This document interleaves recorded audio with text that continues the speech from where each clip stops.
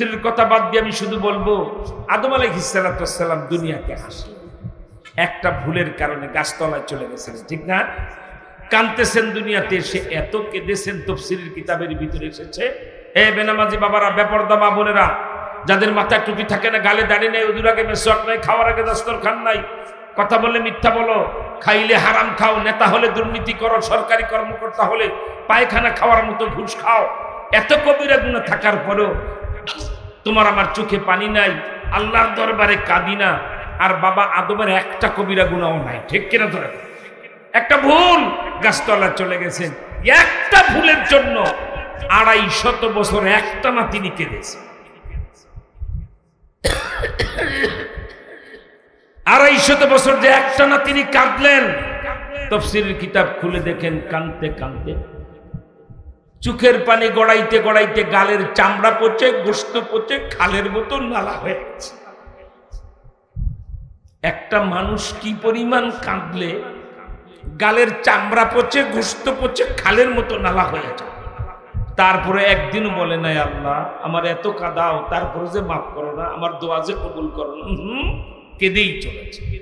250 বছর পরে বর্তমান মক্কা শরীফের আরাফাতের ময়দানে জাবালে রহমতের পদদেশে আজকেও তিনি কাঁদতে শুরু করেছেন। রব্বানা যালামনা আনফুসানা ওয়া ইল্লাম তাগফির লানা ওয়া তারহামনা লানাকুনান্না মিনাল খাসিরিন। আল্লাহর পয়গম্বর আদম আলাইহিস সালাতু ওয়াস সালাম তার স্বভাব সুলভ সিনা বরাবর হাত উঠায়া চক্ষু বন্ধ করে একাগ্রতার সাথে আল্লাহর দরবারে কাঁদতেছেন। হঠাৎ করে তার নাকে পচা রক্তের গন্ধ পেয়ে তিনি চোখ খুললেন। আজকে আমার চোখের ঝরে যাওয়া বস্তু থেকে দুর্গন্ধ আসে কেন? আল্লাহর পয়গম্বর চোখ খুলে দেখেন, এই বেনামাজি বাবারা, গুনাহগার বাবার অন্তরে কান দিয়ে ভালো করে শুনেন, এত গুনাহ তারপরে এক ফোঁটা চোখের পানি বের হয় না। আর আমরা যার সন্তান কোনো গুনাহ নাই, একটা ভুলের জন্য 250 বছর কেঁদেছেন। কাঁদতে কাঁদতে চোখের পানি গড়াতে গড়াতে গালের চামড়া পচে, গোশত পচে, নালা হয়ে গেছে। আল্লাহর পয়গম্বর চোখ খুলে দেখলেন তিনি যে সিনা বরাবর হাত তুলে কাঙ্গালের মতো কাঁদতেছিলেন, আজকে চোখের ভিতর থেকে পানির পরিবর্তে রক্ত টপ টপ করে গড়ায়া পড়তে শুরু করেছে। আল্লাহর পয়গম্বরের হৃদয় রক্তক্ষরণ হলো, আল্লাহ 250 বছর কেঁদেছি, তুমি আমার ডাকে সাড়া দাও না। আজকে দেখতে পেলাম পানি শেষ হয়ে গেছে, এখন দেহের রক্ত গড়ায়া পড়তে শুরু করেছে চোখ দিয়ে। আল্লাহ আমার চোখ থেকে যদি রক্তে ভাবে গড়ায়, রক্ত শূন্যতা হয়ে আমি মারা যাই, আল্লাহ বলে তোমাকে ডাক দিতে পারবো না। আয় আল্লাহ 250 বছর পর একটা নাম পেশ করি, ওই নামের বরকতে আমার মুনাজাত কবুল করে নাও। 250 বছর পরে আসমান থেকে আওয়াজ হলো, আদম সেটা কোন নাম? কোন নামের বরকতে আপনি আমার কাছে মুনাজাত করতে চান? হযরত আদম আলাইহিস সালাতু ওয়াস সালাম বলছে, আল্লাহর নামটা হলো মুহাম্মদুর রাসূলুল্লাহ। সুবহানাল্লাহ জোরে বলেন। আমাদের নবীর নাম বললেন, ঠিক কিনা? আল্লাহ বলে, আদম মুহাম্মদ নামটা কোথায় পেলেন? আপনাকে তো আমার বন্ধু মুহাম্মদের সাথে কোথাও আমি মোলাকাত করাই নাই, কিভাবে জানলেন? আদম নবী আসমানের দিকে 2টা আঙ্গুল উঁচু করে বলেন, আল্লাহ 2 জায়গায় নামটা দেখেছি। সুবহানাল্লাহ। কয় জায়গায়?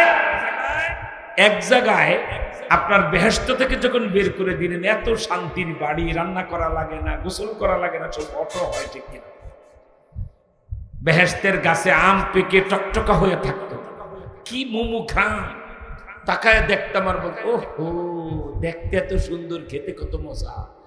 বলতে না বলতে পাকা আম গাছের ডাল বাঁকা হয়ে মুখের কাছে চলে আসে। ওইটাই তো বেহেশত, ঠিক কিনা? কোনো বেহেশত থেকে কিছু গাছের ফল টল পেরে খেতে হয়। গাছতলায় যাবেন, সুন্দর লাগছে মনে মনে ভাববেন, গাছের ডাল বাঁকা হয়ে ফল আপনার মুখের কাছে চলে। আল্লাহ এত সুন্দর বাড়ি কি ভুলা যায়? এই চিন্তা করে আমি একটু ঘাটটা ঘুরে বেহেশতের মেন গেটে দেখলাম, বের করে তো দিলেন, দুনিয়ায় পাঠিয়ে দিবে। আল্লাহর পয়গম্বর হযরত ওই পাতাটা হাতে নেকি, ওই হাতে নিয়ে দেখি ওই পাতায় মুহাম্মদ লেখা। আল্লাহ কৌতূহলী হয়ে বেহেশতের একটা একটা করে গাছের পাতা টেনে টেনে দেখতে শুরু করলাম, একটা পাতায় লেখা না আরো পাতায় লেখা?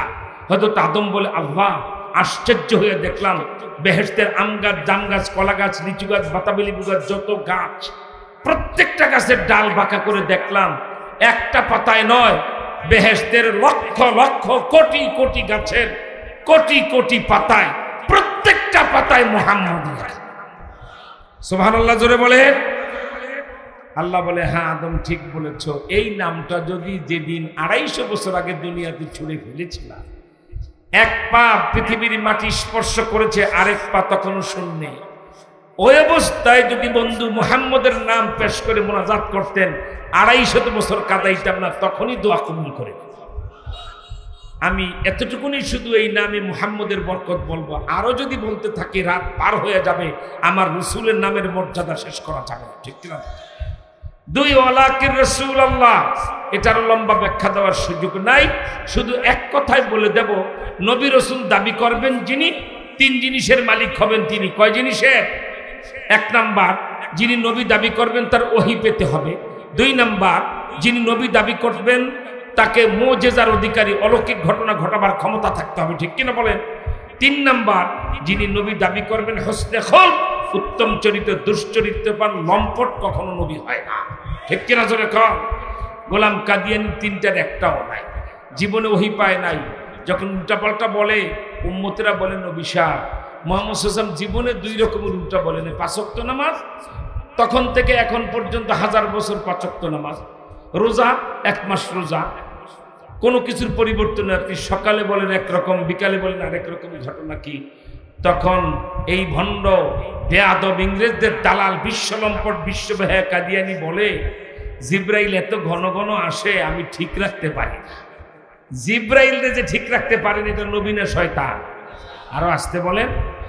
আরে জিব্রাইলের ওহী যে ঠিক রাখতে পারেন, এটা নবী না শয়তান? আমার ভাইরা, 2 নাম্বার যে কি বলা হয়, নবী হলে তার ওহী পেতে হবে। 2 নাম্বার, তার মুজিজা থাকতে হবে। আরে আমাদের নবীর মুজিজা, আবু জেহেল হাতের মুষ্টির ভিতরে কয়েকটা পাথরের টুকরো এনে বলছে, ভাতিজা মুহাম্মদ, আমার হাতের মুষ্টিতে যা আছে যদি না দেখে বলে দিতে পারেন, আমি কলমা পড়ে মুসলমান হয়ে যাব। নবীজি বলছেন, চাচা তোমার নসিবে কলমা আছে কিনা আমি জানি, তুমি কলমা পড়ো না পড়ো তাতে আমার মাথা ব্যথা নাই। তোমার হাতের ভিতরে মুষ্টিতে যেই সকল বস্তুগুলি আছে, আমি না বলে ওই বস্তুগুলি যদি বলে দেয় আমি কে, তাহলে কেমন হয়? দেখলে আরো ভালো হয়। সুবহানাল্লাহ। আমার ভাইরা, আল্লাহর নবী শাহাদাত আঙ্গুল উঁচু করে আবু জেহেলের মুষ্টিবদ্ধ হাতের দিকে তাকায় বলছে, আবু জেহেলের মুষ্টির ভিতরে সংরক্ষিত যেই বস্তুগুলি আছে, মানুষের মতো জবান খুলে বলে দাও আমি কে। এক মুহূর্ত দেরি না করে আবু জেহেলের হাতের পাথরের টুকরাগুলি পোকামাকড়ের মতো নড়তে শুরু করেছে। সুবহানাল্লাহ বলে সব কয়টা পাথর চিৎকার করে বলে উঠছে, লা ইলাহা ইল্লাল্লাহু মুহাম্মাদুর রাসূলুল্লাহ। এটা নবীর মুজিজা, ঠিক কিনা? আরে পয়গম্বর ঈসা রুহুল্লাহ রাস্তা দিয়ে যা, একটা টাকলা মাথা লোক, চুল নাই, এদিকে আসো, চুল কোথায়? মাথার চুল কই? বলে হুজুর সব টাক পড়ে গেছে। আল্লাহ যদি তোমার মাথায় চুল দেয়, আমার নবী মানবা? এক আল্লাহকে স্বীকার করবা? হুজুর আপনি বুঝতে পারেন না, আমার কোনো আমি বেলেট দিয়ে মাথা নেড়া করি না, আমার এই চুল ঝরে ঝরে পড়ে গেছে, আর আপনি হাত দিয়া দেখেন তেল দিলে তো পিছলায় না, বিনা তেলে আমার মাথায় এমন পিছলায়। আপনারা দেখবেন টাকাওয়ালা মাথার লোক শীতের দিন গোসল করে তেল দিয়ে বাহিরে রোদে বসে যদি মুড়ি খায়, দেখবেন ওই দিন সূর্য 2টা, একটা উপরে একটা নিচে, আপ ডাউন করে। দেখেন আপনারা, দেখেন কালকে এমন টাকাওয়ালা মাথা মনে হয় ইন্টারন্যাশনাল এয়ারপোর্ট, চাইলে বিমানও নামতে পারবে। বাংলাদেশেও টাকাওয়ালা যতগুলি নাস্তিক আছে, এই কানের গোড়ায় কয়েকটা চুল, পুরা মাথা খালি, এই কয়টা চুল ওই দেশের মানুষ আর কয়দিন পরে রাখবে না, ঠিক কিনা? যারা কথাবার্তা পরিষ্কার, মদিনাওয়ালারে গালি দিয়ে দেশে আর কেউ রক্ষা পাবে না, ঠিক কিনা? মদিনাওয়ালার ইজ্জত রক্ষা, মুখের তাজা রক্তের দরকার হলে দিতে রাজি। দোহাত তোলে আল্লাহু আকবার বলে দেখায় দেন, আরো চিৎকার করে আল্লাহু আকবার বলে। আমার ভাইরা, লোকটা বলে হুজুর আমার মাথায় যদি আল্লাহ চুল দেয়, আমি নগদ কলমা পড়বো। আল্লাহ নবী তখন এইভাবে ডেকে বিসমিল্লাহ বলে শুধু হাতটা, এই যেরকম হাতটা শুধু ঘুরাইতে দেরি হতো, টাক মাথায় কালো কচকচা গজগজা চুল হতে দেরি হতো। নবীর মুজিজা, ঠিক কিনা? এখন গোলাম কাদিয়ানির সবচেয়ে বড় মুজিজা হলো পায়খানায় পয়রা মরা। শেষ মুহূর্তে এমন ডিসেন্টিনার আমসা শুরু হয়েছে, বারবার পায়খানায় যায়। তো উম্মতেরা বলে, নবী সাহেব এত হাগাহাগি, ঘটনাটা কি হবে? একবার ভিতরে ঢুকার বাইরে হয় না, 20 মিনিট, আধা ঘন্টা, 1 ঘন্টা কাদিয়ানিয়ার বাইরে, 1.5 ঘন্টা, 2 ঘন্টা। এখন দরজা যে খুলবে, নবীর কাপড় চোপড় কি অবস্থা তাও তো চিন্তার বিষয়।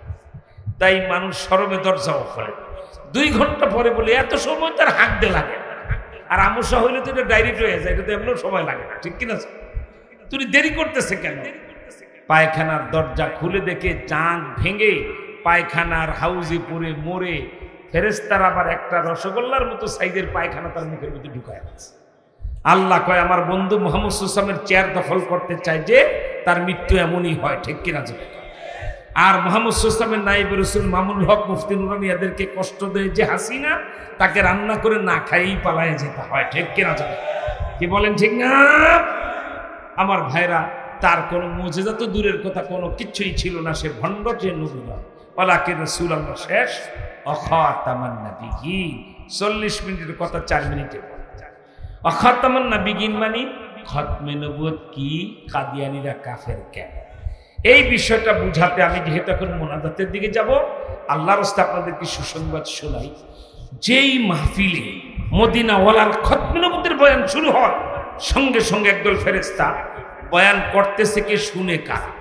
সমস্ত লোকগুলির চেহারা নিয়ে মদিনায় নবীজিকে দেখা, টোটাল মাহফিলটা দেখে। হুজুর, বাংলাদেশ নামে একটা রাষ্ট্র, গাজীপুর নামে জেলা, এটা শ্রীপুরের মধ্যে না, শ্রীপুর নামে থানা, সেখানে মাওনা ফ্লাইওভারের নিচে একটা মাদ্রাসার বার্ষিক মাহফিলে খতমে নবুয়ত আন্দোলন বাংলাদেশের আমির, মজলুম, কারা নির্যাতিত আলেম মুফতি নুরানী আপনার খতমে নবুয়তের বয়ান করতেছে। আল্লাহর পরে যেমন আল্লাহ নাই, আপনার পরে নবী নেই, কথাটা বুঝাই বলতেছে সূরা আহজাবের 40 নম্বর আয়াতে, খাতামান নাবিয়্যিন। আর এই যে লোকগুলি দেখেন, চাতক পাখির মতো হাঁ করে শুনতেছে, এরা আবার নিয়ত করে ফেলেছে, জান লাগলে জান দেব, রক্ত লাগলে রক্ত দেব, সময় লাগলে সময় দেব, টাকা লাগলে টাকা দেব, কিন্তু নবীজির চেয়ারে কোনো কাদিয়ানীকে বসতে দেব না। এই কথা বলেন না কেন, ঠিক কিনা? আশেক এলাহি বলন্দ শহরী লিখেন, তখন নাকি নবীজি বলেন, এই যাদের চেহারা দেখাইলা মাহফিলে বসার যে বয়ান করে, যারা শোনে ডানে বামে যারা, এদের নামের তালিকা আমাকে দাও। হাসরের ময়দানে এই লোকগুলিকে আমি মুহাম্মদ নিজের হাতে হাউজে কাউসারের পানি পান করব। এর চেয়ে বড় সুসংবাদ আর আমাদের হতে পারে? তাই শেষের এই 7-8 মিনিটের বয়ান আত্তাহিয়াতু যেভাবে পড়ে সেভাবে বসে শুনে, কারণ এখন আমাদেরকে নবীজিকে দেখাবে ফেরেশতারা, ঠিক কিনা বলেন? একবারে ফেরেশতার মতো ভদ্র হয়ে বসেন। যারা দাঁড়ানো তারাও মুনাজাত, যেহেতু কয়েক মিনিট হবে, আখেরি মুনাজাতের প্রস্তুতি, বসে পড়েন। দূরে যারা আছেন কাছে চলে আসুন, মৌচাকের মতো আত্তাহিয়াতু যেভাবে পড়ে সেভাবে পড়বেন। হেলবেন না, দুলবেন না, নড়বেন না, চড়বেন না, কারণ আমাদেরকে এখন ফেরেশতারা নবীজির সামনে দেখাবে, ঠিক কিনা? আল্লাহ কবুল করেন, বলেন আমিন। মাশাআল্লাহ, আলহামদুলিল্লাহ। একবারে মৌচাকের মতো বসে যায়, অনেক খুশি। এত গভীর রাতে আপনারা মৌচাকের মতোই বসে গেছেন। আল্লাহর হাবিব দো জাহানের বাদশা খাতামুল আম্বিয়া মুহাম্মদ সাল্লাল্লাহু আলাইহি ওয়াসাল্লামের সামনে আমাদেরকে পেশ করা হচ্ছে। তাই খতমে নবুয়ত কি, কাদিয়ানীরা কাফের কেন? এটা যেহেতু প্রেমের কথা, জান্নাতে যাওয়ার কথা, নবীজির হাতে হাউজে কাউসার পানি পাওয়ার কথা, তাই জবাব যখন দিতে হবে আমি প্রশ্ন করে, আসতে দিবেন না জোরে দিবেন? গলাটা পরিষ্কার করেন, সবাই গলাটা পরিষ্কার করেন। এবার বলেন, গায়ের শক্তি তলায় না গলায়? আরে জোরে কোন, তলায় না গলায়? কথা যদি সত্য হয়, 2টা হাত উঁচু করে মুষ্টিবদ্ধ করে আল্লাহু আকবার বলে একটা আওয়াজ দিয়ে দেখা। হয় না, আরো চিৎকার করে আল্লাহু আকবার। আল্লাহ তুমি কবুল করো, জোরে কোন আমিন। মনে হলো আমার মাগরিবের পরে মাত্র বসছি, ঠিক কিনা জোরে কোন? অথচ রাত 12টা পার হয়ে আরো 10 মিনিট হয়ে গেছে। মদিনাওয়ালার প্রেমে সকাল সন্ধ্যা বুঝি না, গভীর রাত আর ভর দুপুর বুঝি না, 24 ঘন্টা খতমে নবুয়তের বাঁশের লাঠি নিয়ে তার সিংহাসন আমরা পাহারা দেবো, ঠিক কিনা? আল্লাহ তুমি কবুল করুন, বলেন আমিন। তাই প্রশ্ন করি, ওয়া খাতামান নাবিয়্যিন বুঝাবার জন্য আল্লাহ কয়জন? আওয়াজটা পছন্দ হলো না? আল্লাহ কয়জন? মুখে বললে চলবে না, একটা আঙ্গুল উঁচা করে দেখায় দেন, আল্লাহ কয়জন? আমি প্রশ্ন করবো, আল্লাহ কয়জন? 3 বার বলবেন, একজন, একজন, এক। খামোশ, আল্লাহ কয়জন? আর উঁচা করেন, বন্দুকের নলের মতো সোজা করেন। প্রশ্ন করি, জবাব দেন, এক আল্লাহর পরে কোনো আল্লাহ আছে? এইরকম দেখে দেন, নাই নাই নাই নাই নাই নাই। যার হাত যত বেশি ঘুরবে তার সওয়াব তত বেশি হবে। আর জিন ধরায় ফেলেন, আল্লাহর পরে কোনো আল্লাহ, আমাদের নবীর পরে আর কোন নবী, হাত নামান। এটাই খতমে নবুয়ত। সুবহানাল্লাহ। আমি বলছিলাম 40 মিনিট ওয়াজ 4 মিনিটে শেষ করবে, কিন্তু 1.5 মিনিটই শেষ। আল্লাহর পরে আল্লাহ নাই, ঠিক অনুরূপ ভাবে মুহাম্মদ সাল্লাল্লাহু আলাইহি ওয়াসাল্লামের পরে আর কোন নবী নাই, ঠিক কিনা? এটাই খতমে নবুয়ত। এখন আপনাদের মন আনচান করে, হুজুর 2.5-3 বছর জেলখানায় থেকে আপনাদেরকে আমরা বঞ্চিত হয়েছি দেখি নাই, একটা বছর বের হয়ে সারা বাংলার কোটি মানুষের সামনে আমরা যাচ্ছি, ঠিক কিনা? হুজুর আবার যদি আজকে কাদিয়ানির পরিচয়টা বলে দিয়ে আমাদের ইমানটা রক্ষা বাঁচায় দিতেন, আমরা অনেক খুশি হতাম, ঠিক না? 1.5 মিনিটের কাদিয়ানির পরিচয়, একটা শর্ত আমি বলব, সেটা হলো যতগুলি টাচ মোবাইল আছে যেটা রেকর্ডিং হয়, আপনি ফেসবুক, আপনার আইডি আছে, ফেসবুক ব্যবহার করেন, ইউটিউব ব্যবহার করেন, নেট ব্যবহার করেন, তারা এখনকার 1.5 থেকে 2 মিনিটের কাদিয়ানির পরিচয়টা তাড়াতাড়ি রেকর্ডিং করেন, মোবাইল বের করেন, মোবাইল উঁচু করে আমাকে দেখান যে হুজুর আমরা রেডি। মোবাইলগুলি সবাই একটু উঁচু করে আগে দেখান যে হুজুর আমি রেডি, আমার মোবাইল নিয়ে ইনশাআল্লাহ। এরপরে মুনাজাতের পরে বাড়িতে যাবেন, নবী প্রেম দেখাবেন, আগে খাবেন না। হাত মুখ ধুয়ে প্রথমেই কাদিয়ানির পরিচয়টা আপনি নেটে ছেড়ে দিবেন, বিশ্বকে জানায় দিবেন, আল্লাহর পরে যেমন আল্লাহ নাই, আমাদের নবীর পরে আর কোনো নবী নাই। আপনি দাওয়াতের সওয়াব পেয়ে যাবেন, ঠিক কিনা বলেন? সবাই মোবাইল রেডি? আমি কাদিয়ানির পরিচয় বলা শুরু করে দেব। তাহলে শুনো বাবা, কাদিয়ানি কোন শয়তানের নাম। এখন থেকে প্রায় 150 বছর পূর্বে অবিভক্ত ভারতে পাঞ্জাব রাজ্যে গুরুদাসপুর জেলায় কাদিয়ান নামক গ্রামে বাপের নাম গোলাম মর্তজা, মায়ের নাম চেরাগ বিবি, এই বেড়ির পেটে জন্ম নেয় শতাব্দীর কুখ্যাত ফেরাউন। নাম রাখা হয় গোলাম আহমদ কাদিয়ানি। এই বেয়াদব এখন থেকে 100 বছর পূর্বে উর্দুতে একটা বই লেখে। বইটার নাম কি? এক গলতি কা ইজালা, পৃষ্ঠা নাম্বার 10। এই বইটার 10 নম্বর পৃষ্ঠায় বেয়াদব কাদিয়ানি লিখে, মোহাম্মদ আখিরি पैगंबर नहीं है, मैं ही आखिरी पैगंबर हो। মোহাম্মদ শেষ নবী নয়, আমি শেষ নবী। মানবে গাজীপুরের মুসলমানেরা? এখানেই শেষ নয়, ওই একই বইয়ের পরের পৃষ্ঠা। বইটির নাম আবার বলছি, এক গলতি কা ইজালা, পৃষ্ঠা নাম্বার 11। এই পরের পৃষ্ঠা 11 নম্বর পৃষ্ঠা বেয়াদব দাবি করে, मैं মোহাম্মদ সে বারকার নবী হো, আমি মোহাম্মদের চেয়ে আরো বড় নবী। কোথায় লেকতালি, কোথায় জুতার কালি, কোন জায়গায় আইয়ুব খান, কোন জায়গায় সিঙ্গেল পা, কোথায় মুহাম্মদ সাল্লাল্লাহু আলাইহি ওয়াসাল্লাম যাকে দেখতে আসমানের চাঁদ 2 টুকরা হয়ে জমিনে পড়ে গেছে। রাস্তা দিয়ে হেঁটে যেতেন আমার রাসূল, গাছের ডাল বাঁকা হয়ে তারে বাতাস করা শুরু করেছে। গর্তের বিষাক্ত সাপ ঘ্রাণ পেয়েছে, মুহাম্মদ সাল্লাল্লাহু আলাইহি ওয়াসাল্লাম রাস্তা দিয়ে যান, এক সাপ আরেক সাপকে ডাকতো, জলদি বেরিয়ে আয়, আখিরি নবী যা। আল্লাহু আকবার। আর বেয়াদবের বাচ্চা শয়তান বলে, আমি মুহাম্মদের চেয়ে বড় নবী। কাদিয়ানির পিঠের চামড়া থাকবে না, ঠিক কিনা জোরে কর। আজকে শুক্রবার, আগামী বৃহস্পতিবার সকাল 10টায় মহা সুসংবাদ বাংলাদেশের 18 কোটি মুসলমানদের জন্য। 53 বছর 5-6টা সংগঠন বাংলাদেশে কাদিয়ানীদের বিরুদ্ধে খতমে নবুয়তের কাজ করত। এই 6টা সংগঠন আমরা সব একটা বানায় ফেলাইছি, আলহামদুলিল্লাহ জোরে কর। সব এক হয়ে গেছে ওলামায়ে কেরাম, আলহামদুলিল্লাহ জোরে কর। আমিরে হেফাজত, বাংলাদেশের রুহানি প্রেসিডেন্ট যিনি, যার রুহানি ইঙ্গিতে বাংলাদেশ চলে, তিনি মুহিবুল্লাহ বাবুনগরী আসবেন আগামী বৃহস্পতিবার সকাল 9টায় ডিপ্লোমা ইঞ্জিনিয়ার ইনস্টিটিউশনে, কাকরাইল তবলিগ জামাতের মার্কাজ মসজিদের অপোজিটেই এই হলরুমে দেশের সমস্ত বড় বড় ওলামায়ে কেরাম থাকবেন। সেখান থেকে কাদিয়ানি সংগ্রামের ঘোষণা আসবে ইনশাআল্লাহ। যারা আপনাদের খুব জরুরি কাজ নাই, নবীজির প্রেমে আগামী বৃহস্পতিবার সকাল 9টা সাড়ে 9টার মধ্যেই আমরা ঢাকায় কাকরাইল মসজিদের ওখানে চলে যাব, ঠিক আছে ইনশাআল্লাহ? আল্লাহ কবুল করেন, বলেন আমিন। তাই আপনাদের এখন জানার বিষয় যে হুজুর কাদিয়ানির পরিচয়টা আরেকটু বুঝায় বলে দিলে আমরা বড় উপকৃত হয়ে যেতাম। তাই প্রশ্ন করি, আল্লাহকে বাদ দিয়ে যদি আল্লাহ দাবি করে, আল্লাহকে বাদ দিয়ে যদি কোনো বেয়াদব নিজেকে আল্লাহ দাবি করে, সে মুসলমান না কাফের?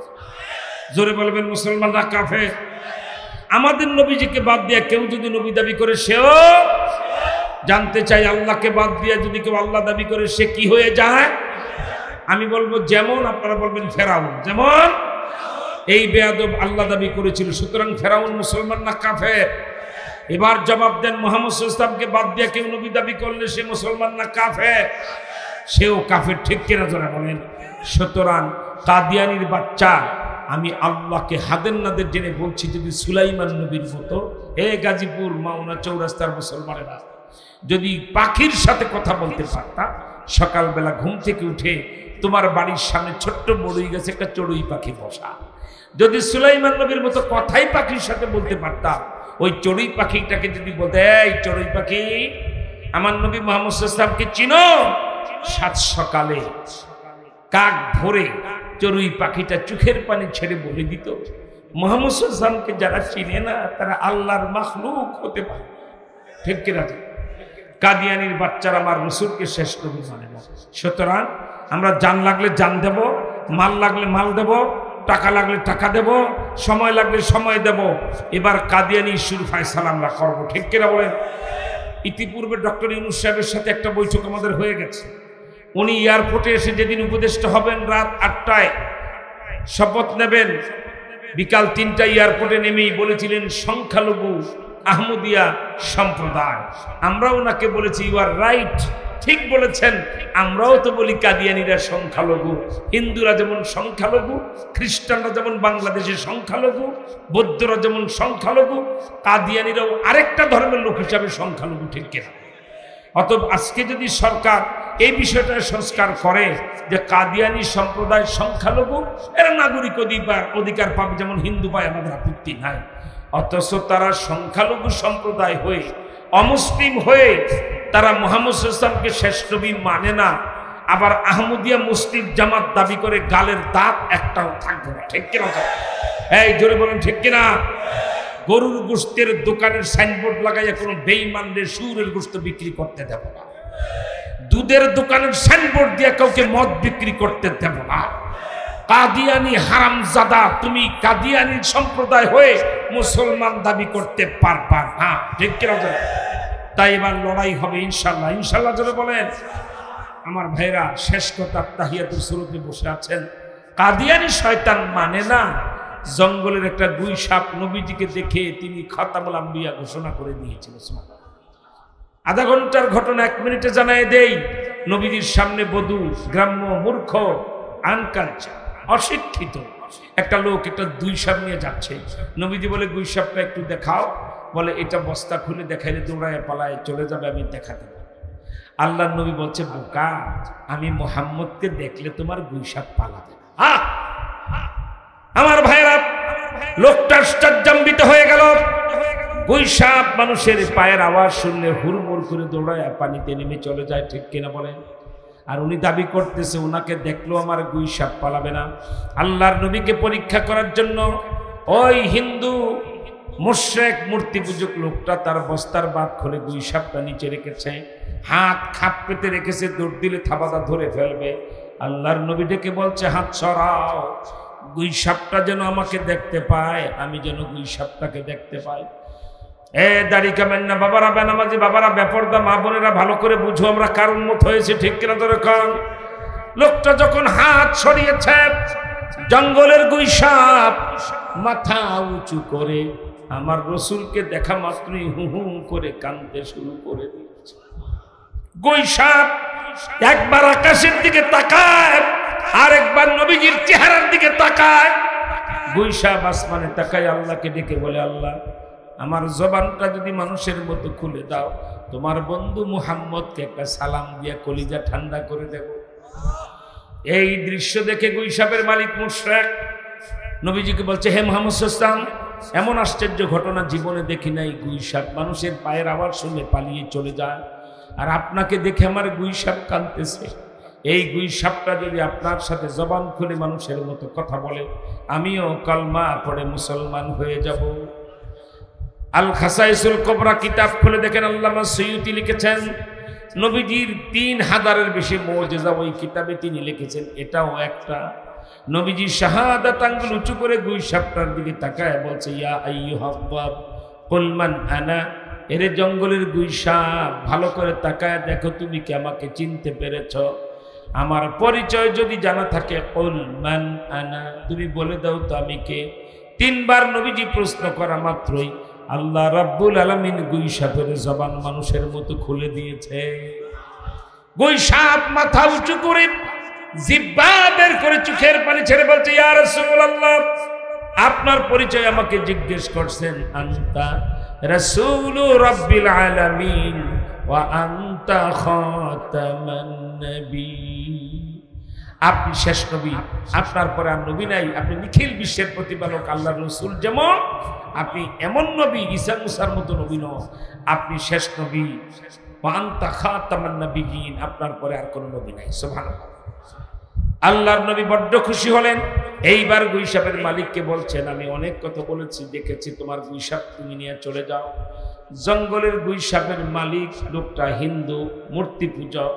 আল্লাহর নবী দেখে টপ টপ টপ টপ করে তার চোখের পানি, দাড়ি গড়াইয়া বুক ভেসে গেছে। কান্দ কেন? লোকটা বলে, ইয়া রাসূলুল্লাহ, জঙ্গলের গুই সাপ যদি আপনাকে নবী মেনে নিতে পারে, আমি মানুষের বাচ্চা হইয়া কেন আমি নবী মানব না? আমি আর হিন্দু থাকতে চাই না, আমারে মুসলমান বানায় দেন। লা ইলাহা ইল্লাল্লাহু মুহাম্মাদুর রাসূলুল্লাহ। লোকটা কলমা পড়ে মুসলমান হয়ে গেল। আল্লাহর নবী বলছেন, এবার তোমার গুই সাপ নিয়ে তোমার বাড়িতে চলে যাও। মুসলমানরা ভালো করে বুঝো আমার নবীর মর্যাদা কত। আল্লামা সুয়ুতি লেখেন, গুই সাপটা যখন আবার ঘাড়ে ধরে বস্তায় ঢুকাইতে যায়, আরব জাহানের মরুভূমির মাটি নখ দিয়া কামড়াইয়া চিৎকার করে গুই সাপ কাঁদতেছে, নিও না দোজাহানের বাদশার সামনে থেকে আমাকে নিও। আল্লাহর নবী ধমক দিলেন, গুই সাপ কেন যেতে চাও না? বলছি, ইয়া রাসূলুল্লাহ, অবশ্যই যাব, আদম সন্তানের সেবা করার জন্যই তো আল্লাহ তৈরি করেছেন। ইয়া রাসূলুল্লাহ, আমি মানুষও না পাখিও না, মানুষ হলে পায়ে হেঁটে আপনার দরবারে চলে আসতাম, পাখি হলে মুক্ত আকাশে ডানা মেরে মেরে আপনার কাছে চলে আসতাম। আজকে আপনাকে দেখলাম, জীবনে আর কখনো দেখি কিনা জানি না। ইয়া রাসূলুল্লাহ, আমি যাওয়ার আগে আমার একটা ছোট্ট আবেদন আপনি রাখবেননি? নবীজি বলছে, তোমার আবার কিসের আবেদন?